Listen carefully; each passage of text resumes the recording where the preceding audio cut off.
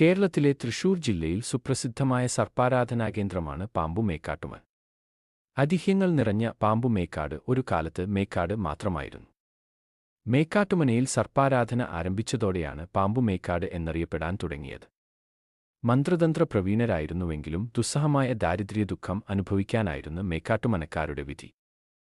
അക്കാലത്തൊരിക്കൽ ദാരിദ്ര്യദുഃഖത്തിന് നിവൃത്തിയുണ്ടാക്കണമെന്ന പ്രാർത്ഥനയുമായി മനയ്ക്കലെ മൂത്ത നമ്പൂതിരി ചരിത്രപ്രസിദ്ധമായ തിരുവഞ്ചിക്കുളം ക്ഷേത്രത്തിൽ ഒരു വ്യാഴവട്ടക്കാലം നീണ്ടുനിൽക്കുന്ന ഭജനമിരിക്കാൻ ആരംഭിച്ചു. ഒരു രാത്രി വാസുകി എന്ന സർപ്പരാജൻ കൈയിൽ മാണിക്യകല്ലുമായി പ്രത്യക്ഷപ്പെടുകയും വരങ്ങൾ ആവശ്യപ്പെടുകയും ചെയ്തു.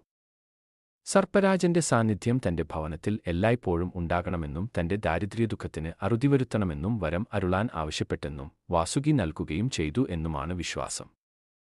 മനയ്ക്കൽ എത്തിയ നമ്പൂതിരിയുടെ ഓലക്കുടയിൽ പിണഞ്ഞിരുന്ന നാഗത്താനെയാണ് മേക്കാട്ടുമനയിലെ പരദേവതയായി കിഴക്കിനിയിൽ പ്രതിഷ്ഠിച്ചത് എന്നാണ് വിശ്വാസം.